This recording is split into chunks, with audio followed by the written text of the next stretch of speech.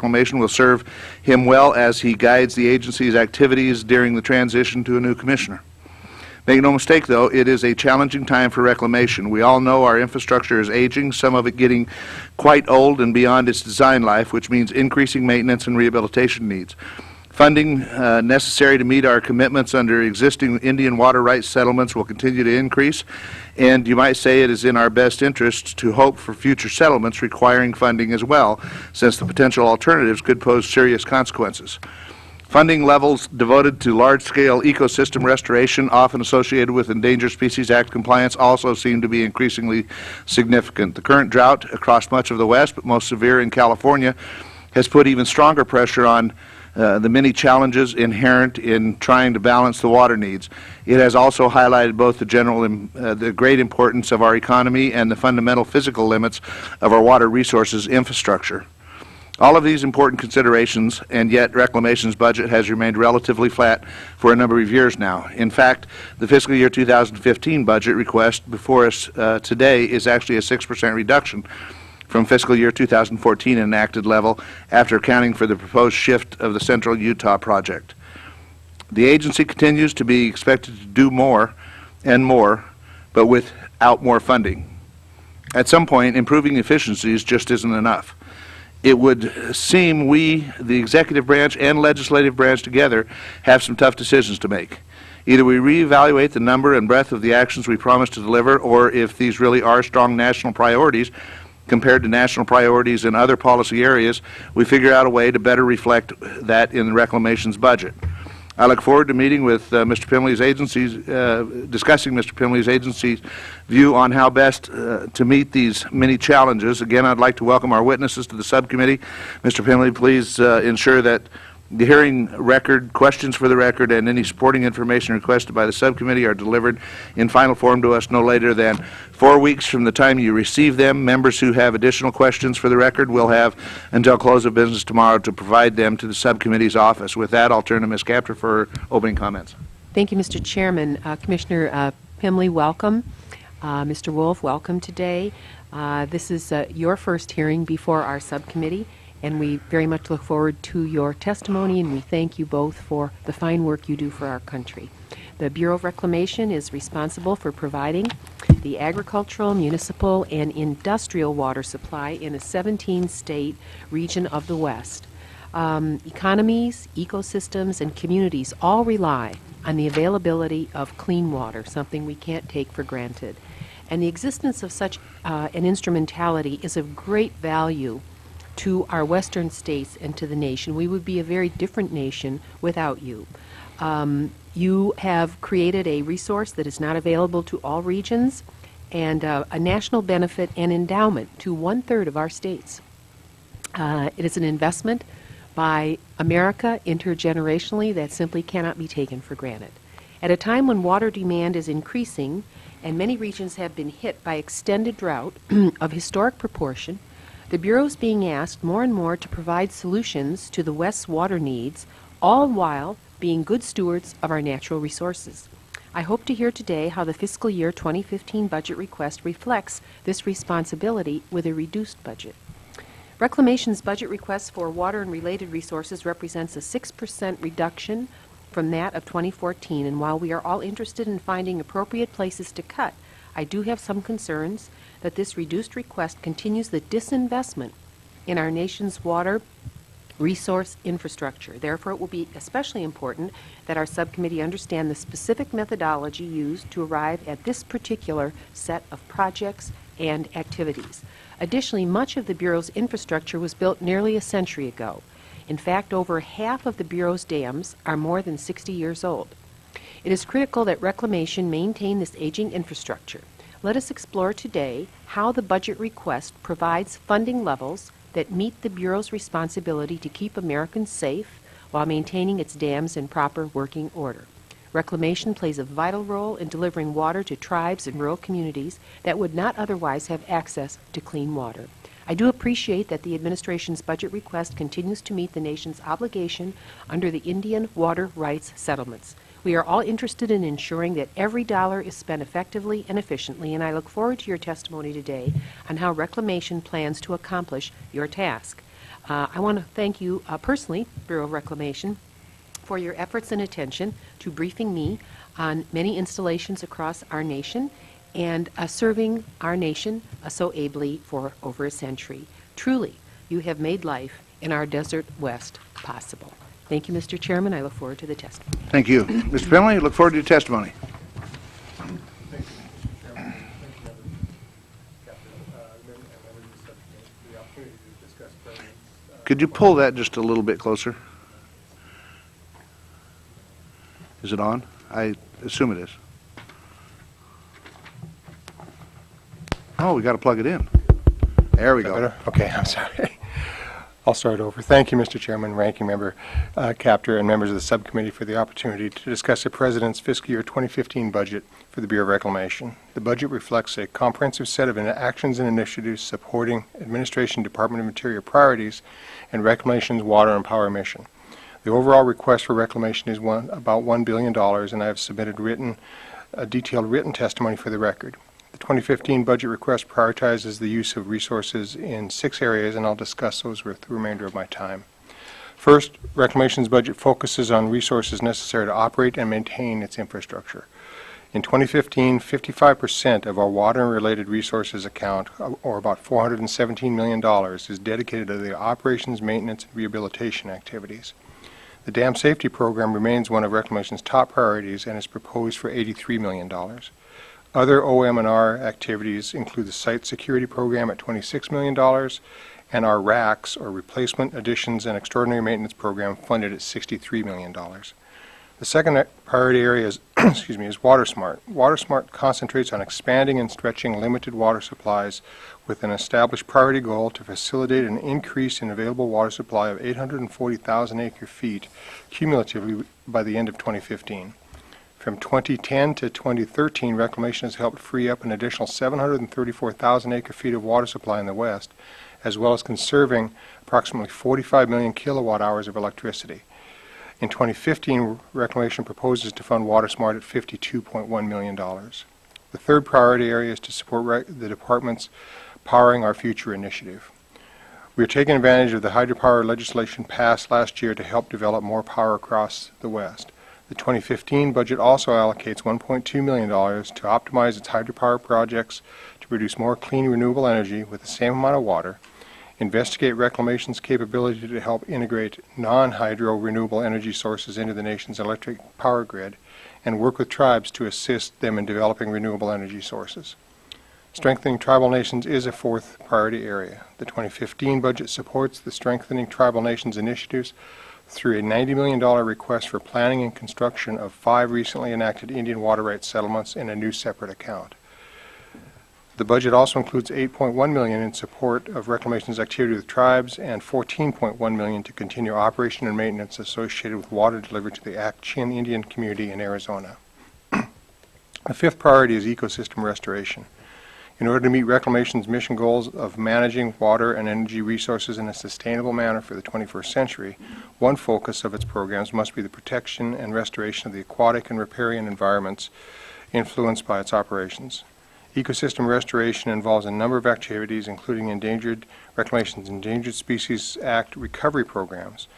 Examples include the Platte River Recovery Implementation in Wyoming, Colorado, and Nebraska, and river restorations on the Trinity River in Northern California and the Columbia Snake River Salmon Recovery in Idaho, Washington, and Oregon, which collectively are funded at $44 million in FY15.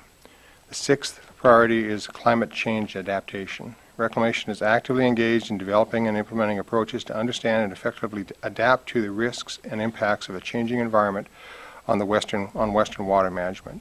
For example, our Basin Study Program, part of our WaterSmart initiative, is funded at $3.9 million and represents a coordinated approach to assess those risks and work with our stakeholders to develop additional strategies to cope with future water supply demand imbalances.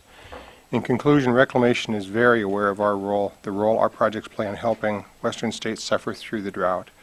We understand the value of adding water supplies through a variety of methods, including surface storage in appropriate situations, and we continue to work with our customers to assess their needs. Mr. Chairman, we appreciate the continued support of this subcommittee for reclamation, and this completes my statement. I'd be glad to answer questions at the appropriate time. Thank you. Appreciate your statement. Mr. Calvert?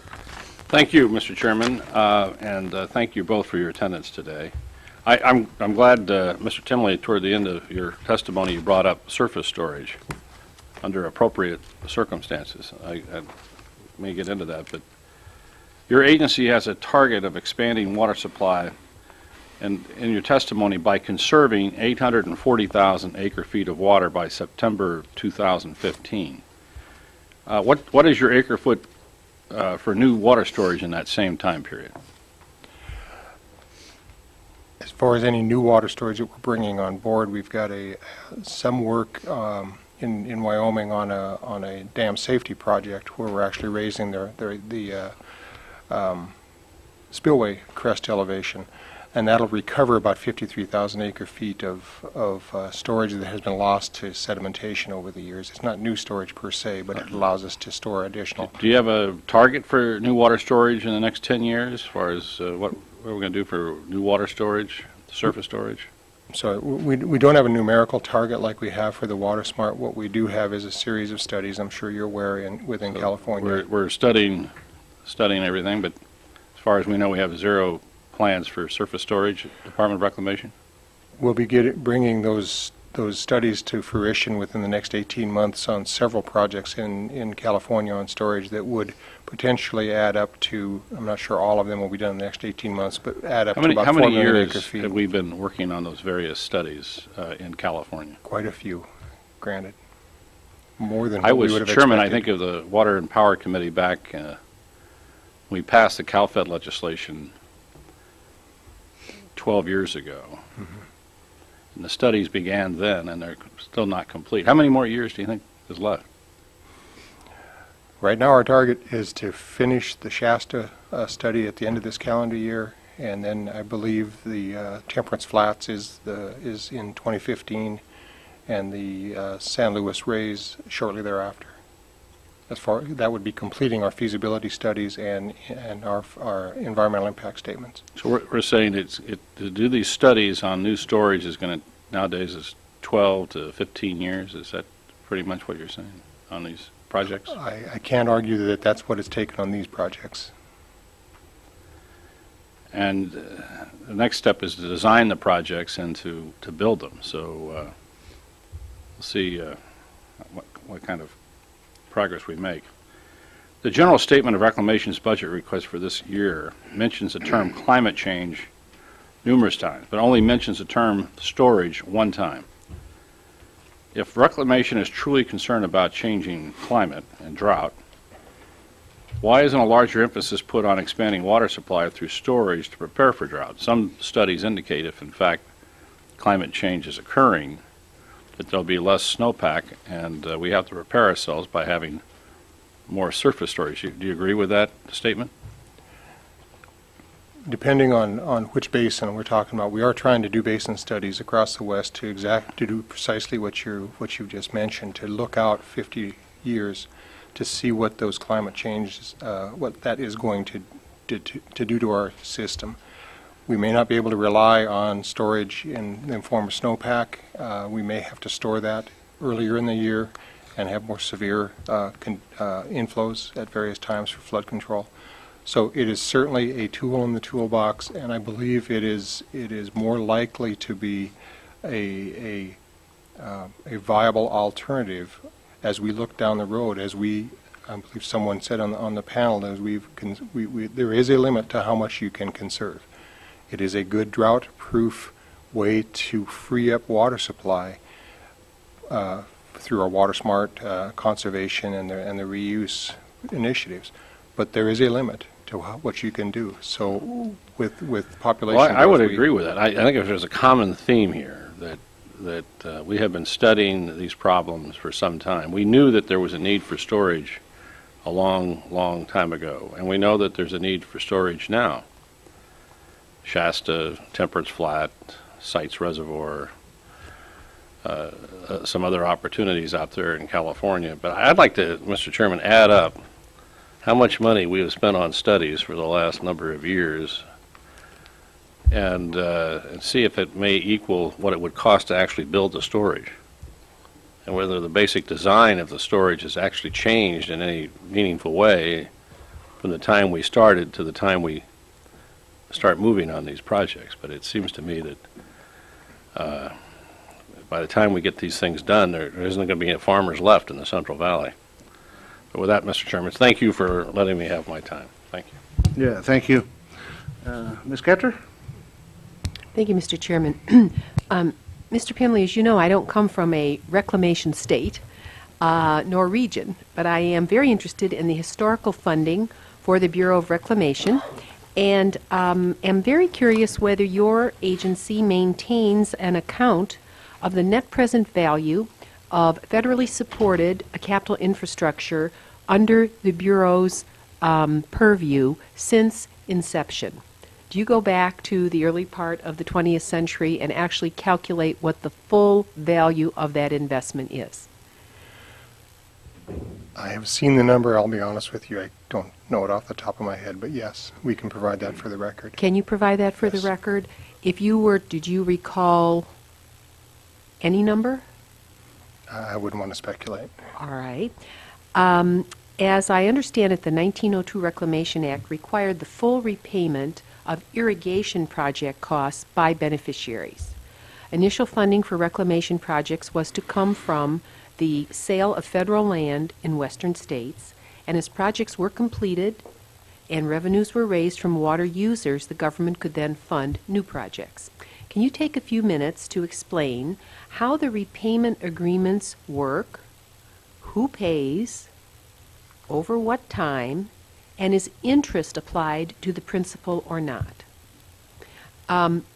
Also, I see in your budget request there is a rescission of $500,000 from a loan program which hasn't been funded in a decade or so. Do you have any active loan programs that have either received funding in the past or are funded by anything other than direct appropriation? So first, could you take a few moments to explain how the repayment agreements work? Who pays them, over what time, and is interest applied to the principal or not? So I'll try to remember all of those. I'll start with the last one first, which is the interest issue. Typically, we do collect interest on municipal and industrial repayment, but not on agricultural water users. So, and then the traditional repayment period has been 40 years. So over a 40-year period, the concept is the project is paid back into the reclamation fund to recover the initial capital investment. Now there are multi-purpose projects where, let's say that we have irrigation, flood control, power, and say environmental or public benefit. When we have those multi-purpose projects like that, we assign the responsibility to repay various percentages of the initial capital investment to those different beneficiaries. So if it is for instance, a public benefit, flood control, or say environmental mitigation, those would be considered non-reimbursable and would not be repaid back to the federal treasury through to the reclamation fund. But all the other uses, the consumptive uses for M&I and ag, would within the confines of the interest agreement that I mentioned earlier. Right, but you're saying an agricultural interest would not pay interest over time compared to your commercial and municipal users. Correct. Yes. That is correct. And so would that provide any kind of financial benefit to an agricultural user compared to an agricultural operation in another part of the country? I think there's a financial benefit to having an interest-free loan, in essence, yes. Okay, and that loan is for the water? To recover the capital costs of the initial project. Water project? Yes. Of the initial water project, okay. And as I understand it, the vast majority of the water you supply is to agricultural use? Yes. Yes. So that is an inherent subsidy. And it's of interest to me because when I look at the climate change maps and so forth, and speaking with representatives from California, the availability of fresh water is becoming more dear. As you look at the changing nature of the West, one senator has said to me, California is becoming a desert. I don't know if others would say that. But how do you describe what's happening in the 17 western state area? You really are a very experienced American at what you do. There are very few people that have had your experience. How would you describe to the American people what is happening in the states under your purview? We're in the middle of a long-term drought in much of the 17 western states, particularly on the Colorado River. That's been going on since 2001. It's been the driest 14 years on record. We started that time frame with our reservoirs completely full. We have about 4 years of storage on the Colorado system. We started in 2001 with those reservoirs full, and in the last 14 years, we've been able to deliver project benefits, but we've drawn those reservoirs down to a little bit under 50% capacity now. Has that ever happened before? I couldn't tell you, but I would be surprised if it did. We've never experienced this sort of extended drought within the Colorado Basin. Mr. Calvert mentioned that California is experiencing extreme drought this year. The last time we had a water year like this, close to this, was in 1977. And the difference then was we actually started the year off with pretty decent storage in our facilities. We didn't start the year off this year with much storage. So it's a very dire situation. The middle Rio Grande the Rio Grande Basin, the Pecos Basin in New Mexico is extremely dry. We have pockets of dry areas in eastern Oregon, but for the most part, the drought has been more towards the southern portion of the area. It is a very significant situation, and we are paying a lot of attention to it. Tell me this, as you look to the future, since the majority of water users are agricultural, or at least the majority of draw is agricultural, are you or is someone from USDA able to provide for the record the types of crops and the acreage devoted to certain crops and the water drawn? Now, I'm sure our Western members are very familiar with this, but the majority of members here would not be. And I think it would be very interesting to look at what is being farmed with very dear water. And that's not D-E-E-R, that's D-E-A-R, very dear water. And to take a look at that crop mix and that product mix. Are you able to do that system-wide? I don't know that Reclamation has that data. We typically are in the business of delivering water to the farm. And then we have the Department of Agriculture, Natural Resource Conservation Service, and others really have the on-farm delivery, the on-farm efficiencies.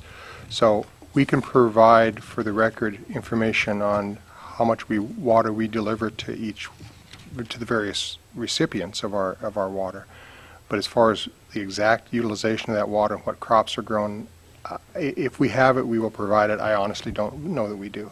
All right. I see that you have announced last month a $14 million partnership with the U.S. Department of Agriculture, Natural Resource Conservation Service, and perhaps as a part of that, you could provide information, the information I'm requesting.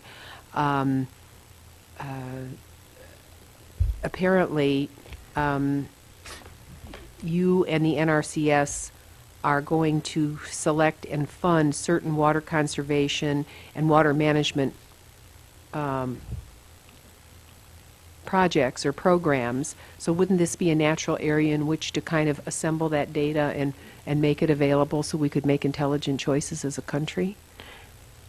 I believe that particular joint effort is focused in California because of the drought. California. Oh. But like I say, we can work with the information that we have, and we can certainly pass along your request to an NRCS. All right. I thank you very much. I'll have a second round, Mr. Chairman, but I'll give the other members a chance. Mr. Fleshman? Thank you, Mr. Chairman. Gentlemen, it's good to see you all today. Dam safety and the condition of our water infrastructure is an important issue, and one that was a key topic earlier today. Many of the Bureau of Reclamation dams are over 60 years old, and between wear and tear, seismic issues, hydrologic concerns, dam safety is a challenge that needs to be addressed. I have a few questions, Mr. Commissioner, in regard to that. How often do you perform risk assessment of dams?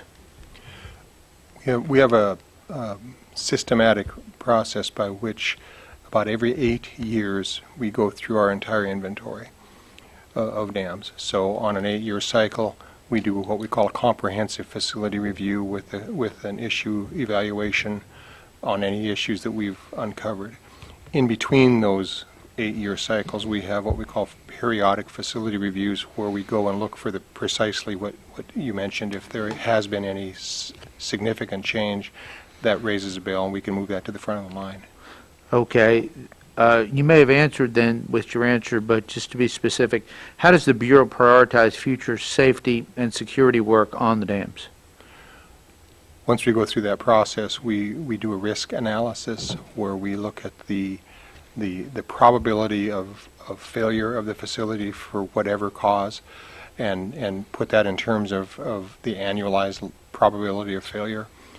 We compare that then, or we overlay that with the consequences of a failure as far as population at risk and potential risk to the public. When we have that, we break that down into, in essence, what level of risk the dam poses with this particular loading condition or perhaps weakness. And then we prioritize all of our dam safety projects based on that criteria. Okay, sir. What is your plan then to deal with the increase in the amount of dams that will require infrastructure, maintenance, and safety activities in the coming years, sir? Much of the activity that has, well, let me back up. The dam safety program is specifically aimed at ensuring that the facilities, either if they are subjected to new loading conditions, perhaps the new hydrological loadings that are coming in if we have different weather patterns, or advances in the state of the art with an understanding of seismic loadings. That's what the dam safety program is focused on. We have an operation maintenance and rehabilitation program where if we have wear and tear on the facilities, that's funded in another manner. But they are both funded in this broad category of what we call the operation maintenance rehabilitation account. It's just that the legislative authority for dam safety is a little more narrowly defined. Is there currently a maintenance backlog, and if so, how large is that, sir? Part of the process I mentioned that does the evaluation of our dam safety assessments, those comprehensive facility reviews, we have similar evaluations on a periodic basis as part of our asset management program that look more at those maintenance issues. And as we do that, we develop a list of current and projected needs on a periodic basis. That information is then rolled into a larger program that we look at, that we call it as part of our asset management. The last time we did a 5-year projection, that was projected out at potential needs of about $2.6 billion over those 5 years. It's not necessarily a backlog, it's just it's a look forward as to what we need to be prepared for. It's a little complicated with reclamation because half of those facilities roughly are transferred works, where we have transferred the operation and maintenance to our operating partner. The other half we've got reserved works, so the obligation for those investments is shared between the federal government and our operating partners. So we work very closely with them to work out our plan on how we can get that funded. And candidly, we are re-looking at that this year because we do have some inconsistencies in how the data is reported across the 5 regions, and we are trying to make that more uniform, working with our operating partners to make a more transparent process so that we can do a better job of demonstrating it's an apples-to-apples comparison. I would just add one point is that not all of that dollar number of the $2.6 billion is subject to annual appropriations. So we have facilities like hydropower facilities that are financed directly by the power customers, and that's a significant part of that. Yeah, and I'm sorry, maybe, point taken, roughly a little bit more than half of that 2.6 billion I mentioned would be a federal obligation. We think a little bit less than half of that would be funded by others, as Mr. Wolf just mentioned. Chairman, how's my time? Yes, thank you. Gentlemen, as you know, this committee deals very heavily with the Department of Energy, work very closely with the department. The Department of Energy has done considerable research on hydropower. I'm curious to know is whether or not the Bureau of Reclamation has collaborated at all with DOE. How are you coordinating with DOE? And what do you view the proper role of the Bureau vis-a-vis DOE? We work very closely with DOE. We've had a memorandum of understanding for a number of years with them, under which we cooperate on exactly what have you described, research into hydroelectric efficiencies, new programs. We work with the power marketing administrations, WAPA and Southwest and so forth, Bonneville Power Administration, they transmit, WAPA transmits the bulk of our power, BPA transmits the power that we generate in the Northwest.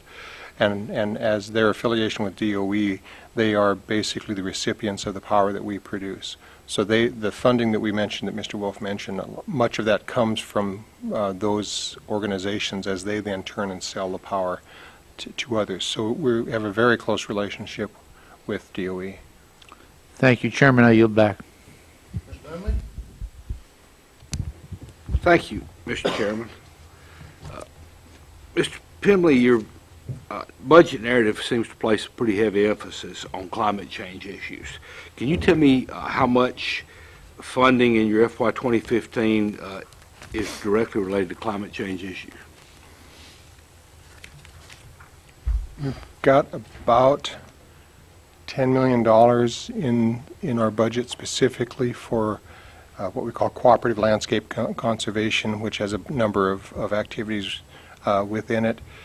We've also put a couple of new criteria, new programs in this year, about $1.5 million for what's called a drought program, where we're going to set up some competitive grants for people that can come and put take some actions to provide infrastructure upgrades that are drought resistant. And we also have another $1.5 million in there for resilient infrastructure to do pretty much the same thing, to try to integrate some climate change issues into those decisions that we make. I was just mentioning as far as our maintenance backlog or maintenance projection.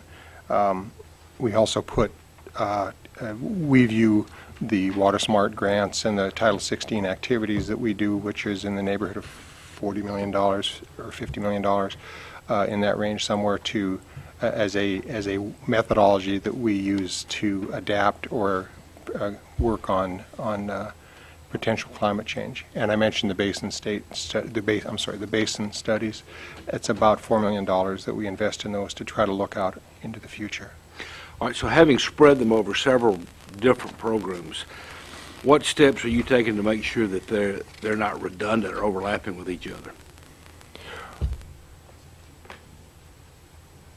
Within reclamation, we have our office in Denver. One of our offices in Denver is really responsible for coordinating that precisely what you said, that we are complementing. Those programs are complementing one another as opposed to duplicating one another. So it is pretty well centrally managed out of our Denver office, and that's our primary way of ensuring that we are being as efficient as we can with that funding. All right, and then the opposite side of the same coin, how are you confident that it's not so spread out that it's ineffective at accomplishing any of your goals?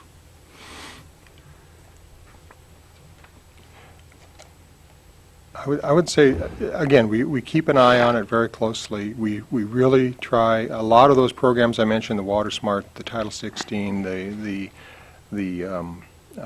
new efforts that we're having as far as the basin studies, we really try to do a lot of getting fund matching from outside entities, and set things up as a competitive approach so that they have each proposal has to actually win on its merits to achieve the funding. So it does tend to give us a lot of bang for the buck. If you would, just provide for the record a list of each funding line item and associated funding levels for Reclamation's climate change-related activities for FY 2015. Certainly. You also include $1.2 million for energy-related activities, including allowing Reclamation to investigate Reclamation's capability to help integrate large amounts of different renewable resources, such as wind and solar, into the electric grid. What does that mean? Well, the 1.2 million, that's not a great deal of money, but we have a Well, in Mississippi, 1.2 million is still a lot of money. It is in Montana as well, where I grew up, sir. What we use that money for largely is to fund our activities out of another one of our Denver offices, our Power Resource Office. And that money is used to work with DOE, as I was mentioning earlier, to figure out if there is a way for Reclamation to help DOE and the Power Management, Power Marketing Administrations to integrate the non-hydro renewables into the grid, pump generation stations, those types of concepts. If that is feasible, we've recently gone through and done I believe it's published at this point. I would have to check for sure, but we've done an inventory of our facilities to see if there's opportunities for that type of installation. We also have been very much focused on improving the efficiency of our operations for hydropower generation, whether that's through rewinds of generators or turbine runner replacements that allow us to operate over a wider range of reservoir levels in order to get ready for if we're going to have extended periods of drought, if the reservoirs are going to be drawn down more than originally envisioned when they were originally built. We've also initiated what we call a hydropower optimization program, where each facility will have software installed which will optimize well, typically the order comes in for how many megawatts of energy is needed, and there's a blend of units within each facility that operate slightly differently. Some of them sized differently. What this system allows us to do is to optimize the mix of those units to get the most power out of the least water. So, I mean, that's a lot of activities going on for, even though a lot of money in Mississippi and Montana at 1.2 million. But again, that is a lot of bang for the buck. The last item that I mentioned, the optimization, we roughly figure that's about a 40-to-1 benefit cost ratio for that investment. So we are putting money into that as quickly as we can, candidly. All right, if you would just provide for the record your statutory authority for undertaking that activity. Okay. Thank you, Mr. Chairman. I yield back. Mr. Graves? Thank you, Mr. Chairman. And Mr. Pimley, good to see you. Yes, and I was sort of going to follow on that same line. If I recall right, the chairman discussed how stretched your budget is, how in these difficult times, and we've had a lot of other hearings in which budget requests are challenging, and $1.2 million can make a difference. And I think Mr. Nunley is right on target for asking, how does this fit into your scope of responsibility as an agency? And is it taking away from your core mission and some other areas and maybe where your focus should be, as well as the other item would have been the America's Great Outdoors program, which is $116 million. So that's quite a bit of multiplier over the wind and solar add back to the grid. How do those two? How do you justify those in these difficult days and budgets are stretched and debt is so high? I'll start with the hydropower activity. Like I said, from our perspective, that is a relatively modest investment for a lot of return on that investment with regard to the optimization, and frankly, with as far as integrating the non-hydro renewables, it is an issue that the DOE and Bonneville Power and so forth in the Northwest has a real issue trying to integrate those. And if we can play a role in that, we view that as in line with our mission of delivering water and power for the western part of the United States. As far as the American Great Outdoors, I believe you mentioned the river restoration program. But your statement says it's to add back to the grid, right? I'm sorry, to integrate those non-hydro renewables into the grid. You know, Is when the it talks, yeah, concept. wind and solar into the electric grid, or were you sharing with Mr. Nunley that the purpose would be to assist with the hydropower, or that you mentioned, I guess, some generators or turbines and such? Is that Okay, I'm sorry. two different things? Yeah, I'm sorry, very different. Yeah, the improved efficiency is every time we take, I mean, these units, they're rotating units, they wear out at some point. Every time we take those out for routine maintenance, we are looking at opportunities to increase efficiency with either new designs of turbine runners or new techniques or technology with regard to generator windings. So that's a more of our nuts and bolts sort of activity that we have been doing forever. We are just really focusing now on the efficiencies. The integration of non-hydro renewables is more an issue of if we have any opportunities to have facilities that could be constructed or utilized or retasked slightly to allow some, in essence, a pump generation configuration, which would use electricity from other sources to lift water into a reservoir, and then when that power is either not available or the demand is higher, then to run turbines down to generate power. So to create, in essence, reserve Correct. power. Yes. Okay. Thank you. Yeah. Okay. Thank you, Mr. Chairman. A long way to that answer, yeah. Yeah, sorry. Yeah. Thank you. Appreciate your testimony. I appreciate you being here. Do you find this is just off the cuff, do you find it strange, maybe even a little bizarre, that you've mentioned non-hydro renewable energy, but Congress doesn't recognize hydropower as renewable energy? I honestly don't know if Congress does or doesn't recognize it. I know the Department of Energy recognizes it as such. in When this you've got a administration. renewable energy standard, if you're a power company out here and you've got a renewable energy standard that you have to meet, if you were a company that, say, 20 years ago had 100% of your power produced by hydropower, you've got 0% renewable energy in a renewable energy standard. I just find that really bizarre. But if I go in and I improve the efficiency of a dam and the hydropower generation, I get credit for the increased efficiency as being a renewable energy. This is really strange, but this is what Congress has done, not you guys. I just find it kind of strange. Nevertheless, as I mentioned in my opening statement, we seem to be making commitments with significant costs, even as Reclamation's budget has remained basically flat, and as I said, is down, what, 6% this year? What kind of comprehensive analysis of out-year needs has Reclamation conducted?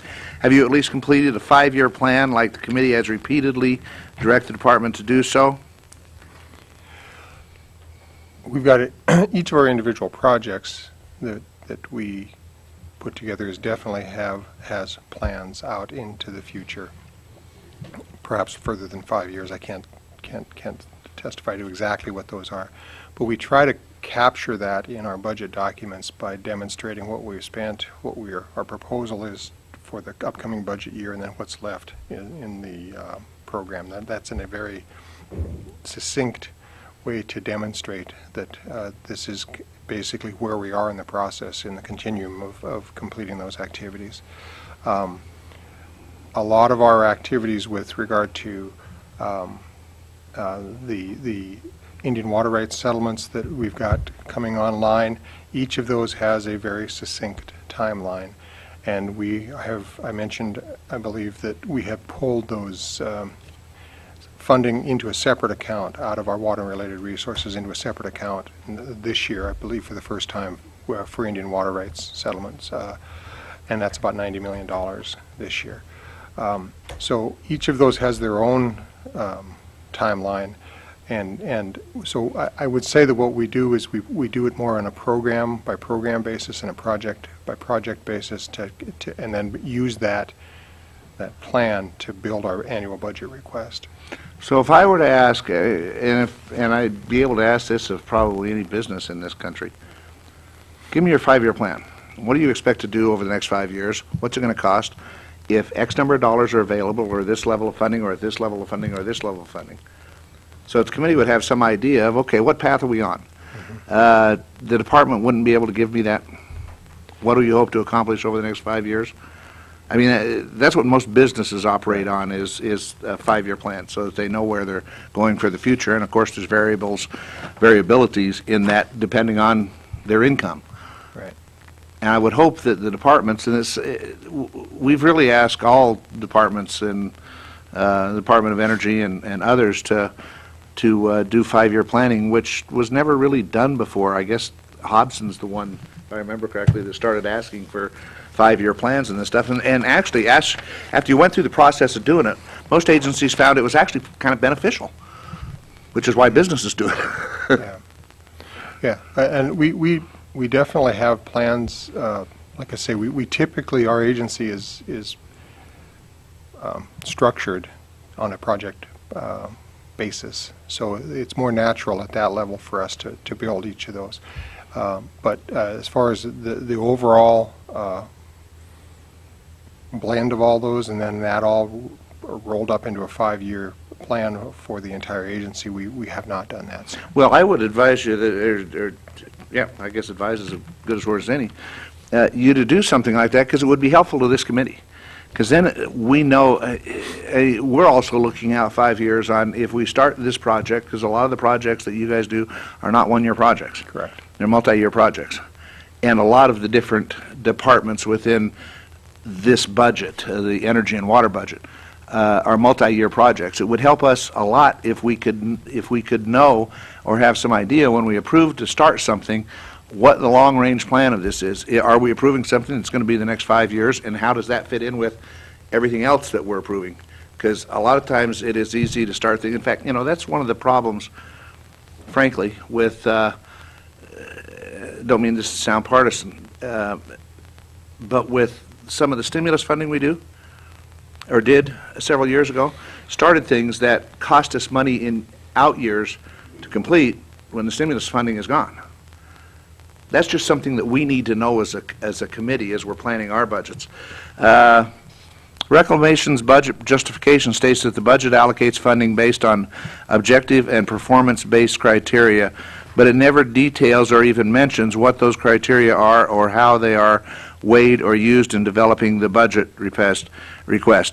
Can you please provide some detail on the specific criteria considered and exactly how Reclamation uses them to prioritize the many demands for funding, and to what extent does your budget request take into consideration the economic impacts of the activities to be funded? I think, as I mentioned, Reclamation tends to build our budget from the ground up. We assemble a team, which is in fact underway at this point, for our fiscal year 16 budget, to build those up from each region and on a project-by-project and program-by-program basis. So each of those projects has its own unique authorizing and legislation, which has slightly different requirements as far as duration and so forth. So as we build those budgets, then what we do is we look at things such as our legal requirements or court-ordered mandates, and we don't have a lot of choice on those. We look at things like our public safety commitment.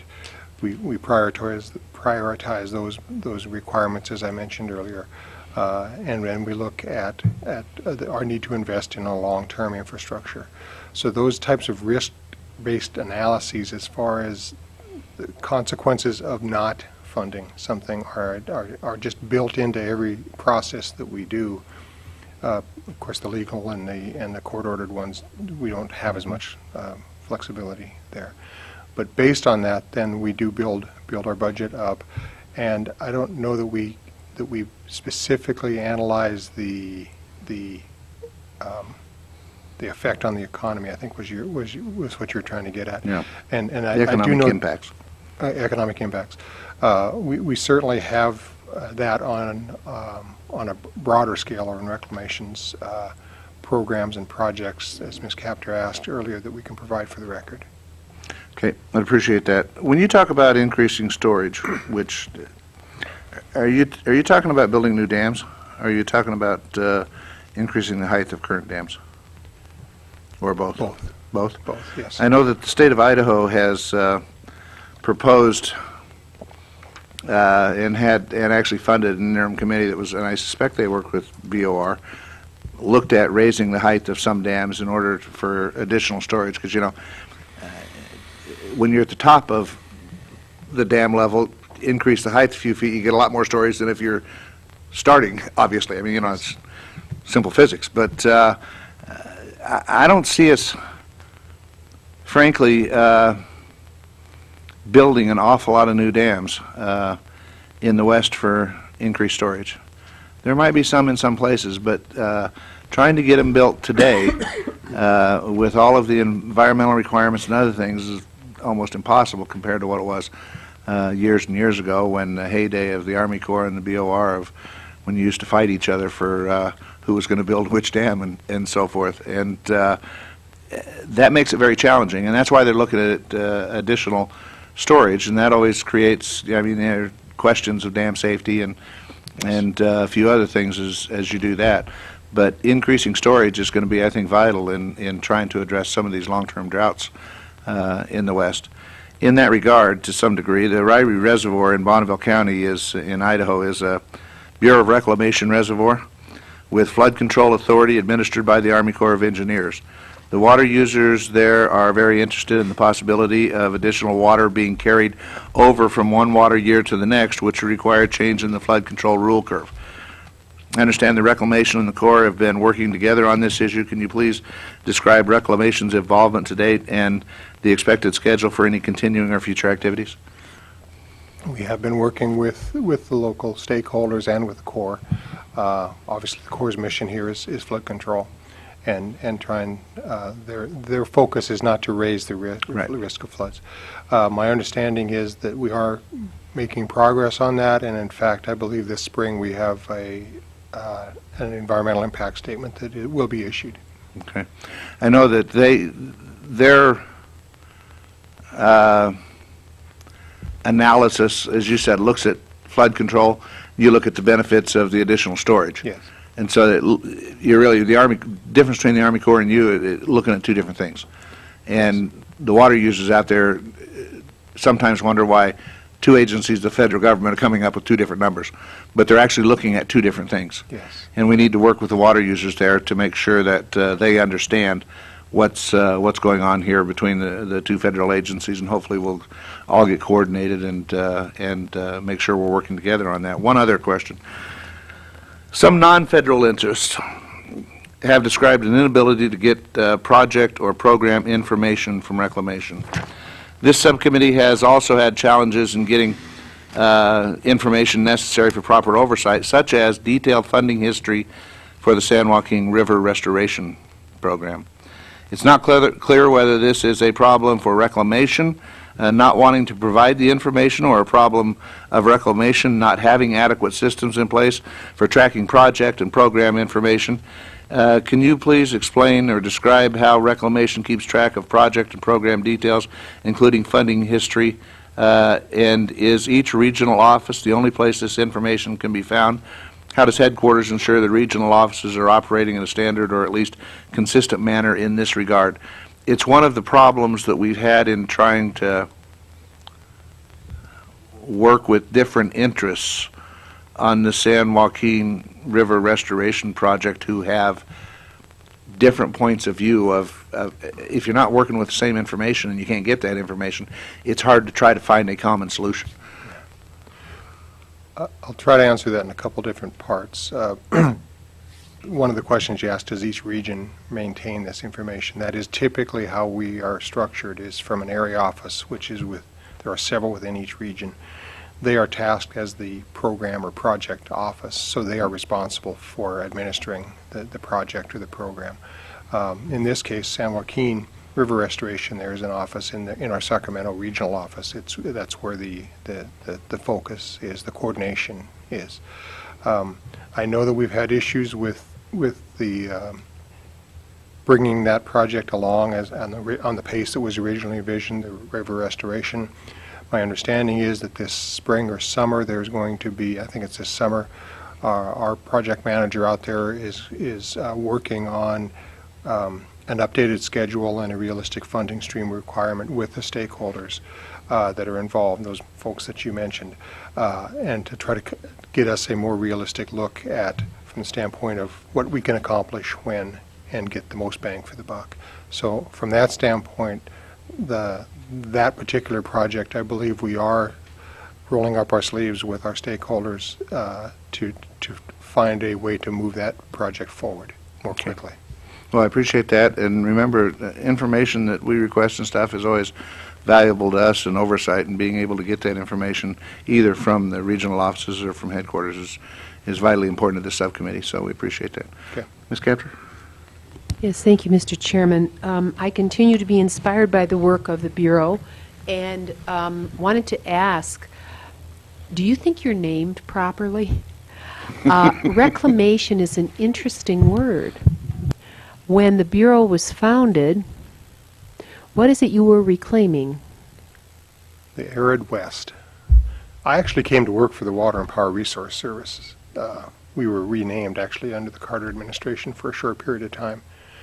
So I didn't start with the Bureau of Reclamation. I started with the Water and Power Resource Service. And Water, see, that's what I'm thinking to myself, was it ever claimed? Why were we reclaiming? I was just thinking about the thinking that went into, you hear me? yes, yes. So we were reclaiming it from back. the desert. Oh, I see. Yes, All right. yes. I wanted to ask that question. And then thinking back to the value of what the country has done over a century, how one would calculate that in an intelligent way, the present value of that. And then if you know McDonald's Corporation, you would look back to the year of your founding. You would see what it was you wanted to make or build, in your case, and to borrow against that hope. And then you would have a product line where you would earn income and you would pay off whatever you might have borrowed. I'm very interested in that history of the Bureau. Sure. And looking back over time, within each decade, to power, was power there at the beginning? Reclaiming that, did you have the thought back in 1902 that, you know, you were going to have Bonneville?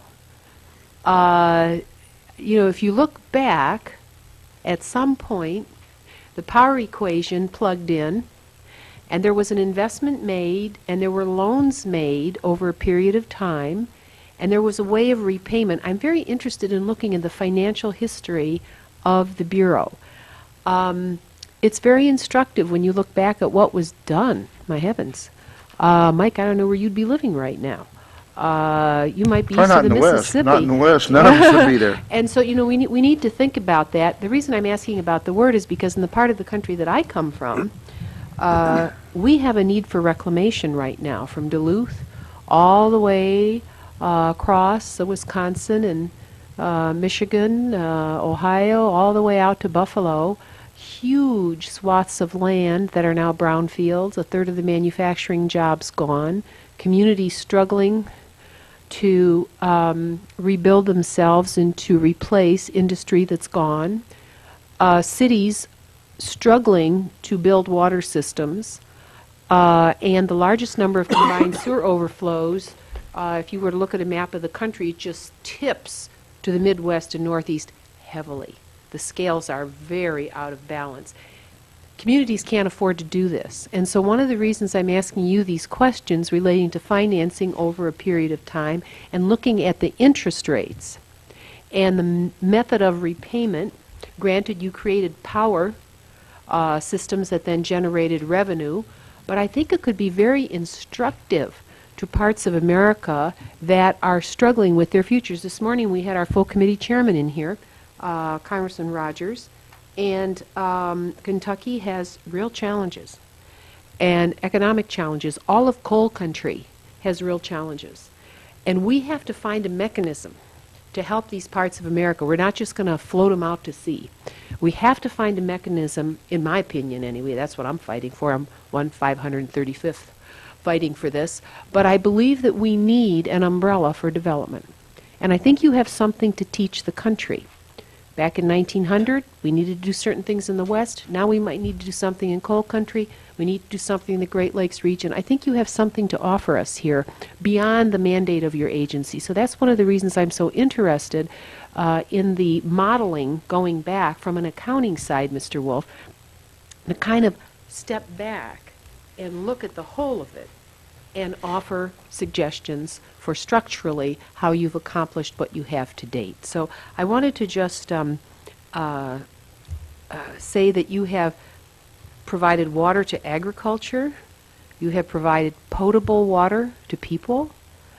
These are not unlike what happens in other parts of the country. They simply don't have the mechanism for financing. And maybe we could learn something through what you've done. So if there's any way in which you could better explain to us how your financing worked over the years, how funds were repaid to the Bureau, what terms they had for the loans, how interest was applied or extended, just as you would do in accounting every year as a business would. If you could do the same for us, that would be, I think, extraordinarily valuable to the country. I actually don't know if your Bureau has that kind of information in a way that would be useful, if it's been gathered in a way that is useful. I honestly have not seen the information myself. We will look to see what we could provide you for the record that would be responsive. I do know that Secretary Salazar asked for that same kind of fundamental benefit to the nation for each of the organizations within the Department of Interior, and Reclamation provided that 4 or 5 years ago. I just don't recall what the numbers are. Okay, Mr. Wolf, I don't want you to retire early, Okay. but do you think you have it? Does the data exist in a way that it's easily assembled? Like Mr. Pimley, I'm not certain. We have an extensive recorded history of the agency. We've actually published several volumes that talk in very general terms about the history and how the agency evolved, and it includes things such as how the capital was investment and what the repayment requirements were. But when you get into specific numbers by project in different years, I would have to check further on that. Certainly the volumes would be quite extensive, but I'm sure we have some shorter versions of that we could provide that would be instructive. Would OMB be a better place to ask? I think we would probably have the best data within our agency, and we can check for that and get back with the committee. Okay, is it my understanding that as different projects, well, as the need for water was met, power facilities were then built to produce the power, and then additional income was derived from that? It sounds to me, I mean, am I understanding correctly that without the power facilities, you would never have been able to pay off the other investments in water? Is that correct? It's a definite revenue stream, significant revenue stream. Most of the projects I mentioned earlier, different beneficiaries or project authorization, the nature of each project is slightly different. So some projects were authorized for hydropower, flood control, and irrigation.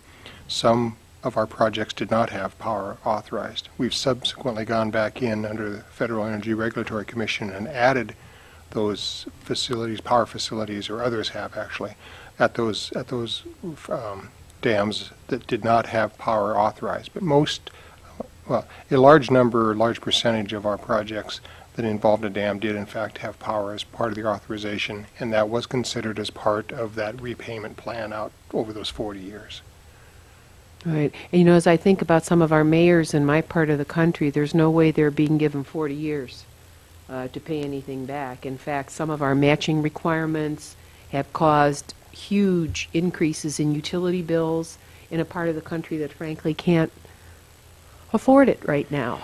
And so, we look for a solution to spread out the pain, to extend it longer, to do anything, not to increase those costs. So I'm very interested in seeing if your experience at Reclamation can guide us in constructing some alternatives that might work in other regions. So I thank you for walking through this with us a little bit today, and appreciate your testimony. And Mr. Chairman, I'll yield back my remaining time. Thank you. I appreciate your comments. If you want a kind of an interesting history, and you don't take everything for granted that's in the book. In fact, he later wrote another book where he kind of backtracked on some of his comments. But Cadillac Desert was written, what, 20 years ago, probably? Chairman, but he doesn't have an accounting ledger in there. Well, but he does talk about how some of this stuff was created and financed and those types of things. And it is, I think what you're looking at, and it's something that I've been looking at for the last 7-8 years. Infrastructure in this country is, I would say, besides our debt and deficit and trying to get that under control, infrastructure needs in this country are the biggest problems that we face. And I'm not just talking roads and bridges. I'm talking roads and bridges, water and sewer systems, electrical grid, dams, harbors, inland waterways. All of those things are a big problem, and how we're going to fund them. We have the Department of Energy in here and talking about how they're making cars more fuel efficient with the requirements and so forth, and more electric cars are going to get on the road and so forth. I told them, don't screw up my financing system for the highways, because that's what's happening. My wife gets a new car, or she gives me her old one that got 18 miles a gallon. She buys a new Prius that gets 52 miles a gallon. She's paying 40% of the gas tax she used to pay driving the same miles. As that continues on, and I'm happy for her. More happy for me, but I'm happy for her. But how are we going to fund these roads and bridges?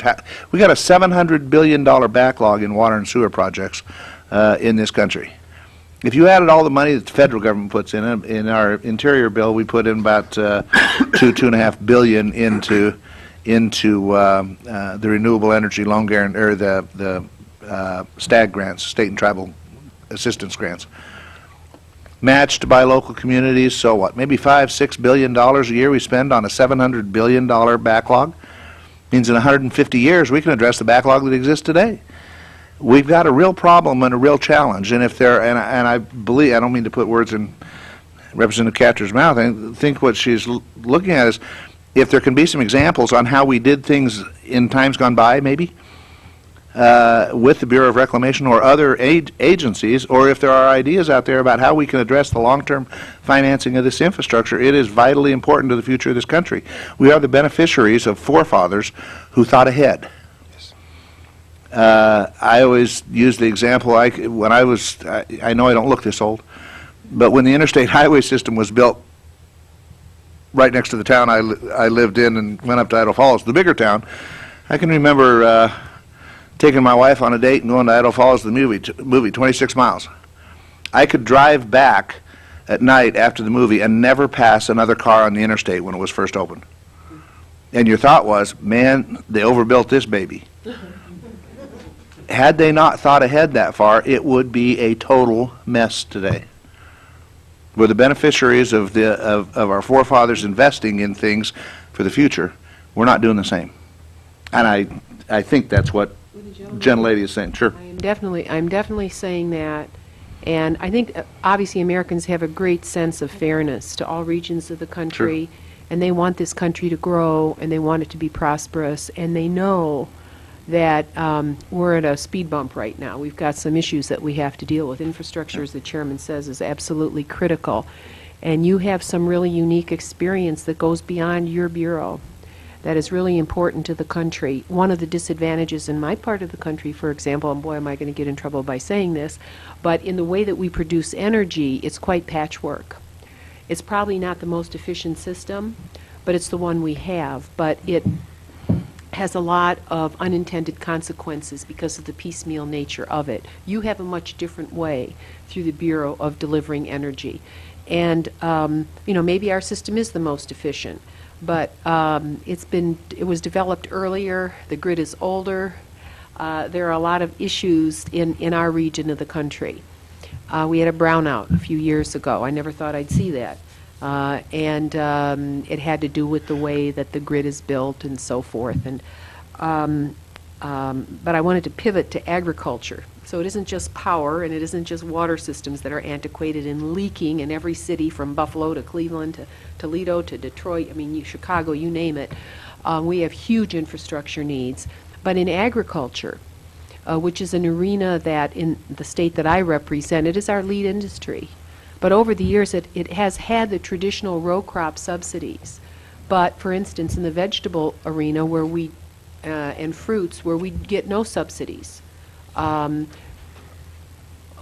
wish we had had some of the loan programs and the repayment terms so that our tomato industry, our strawberries, our raspberries, a lot of our flower production and so forth, our landscape production, that we could find ways to be more competitive in today's marketplace so that agriculture wouldn't be moving to other countries, wouldn't be displacing U.S.-based production. The key there for us is technology and the kind of long-term investment that the West in its own way has experienced, and we need to learn from that. Maybe there are mechanisms we could develop to restore some of the production and to add to what remains now and create the kind of jobs for the future and income and wealth creation that we really need in our part of the country. I think in some ways you've plowed a path beyond even what you realize you've done with all the challenges you face. I was thinking about, again, Chairman Rogers because of coal country and with what's happening at EPA with the closure of all these coal-fired utilities around the nation. And our state of Ohio has as many closures as any other state, probably more. And I'm thinking, wow, what do? Just walk away from those communities? We can't do that. People don't want to leave. They don't want to walk. They want to live there, and they want us to help them transition. But we don't have a reclamation mechanism to do that. So every community suffers alone. They don't build forward together. And so I am looking for those mechanisms, and you provide us a little bit of a window on a path forward. So I thank the chairman very much. I thank you for being here today and listening to our dissertation on the problems that we're trying to solve and the challenges that this country faces. We look forward to working with you as we put this budget together, and we will be seeking, as we do that, to get information from you and your agency and so forth. So make sure you give us the information in a timely fashion so that we can answer the challenges that we face. Thank you. Okay, thank you. Meeting's adjourned.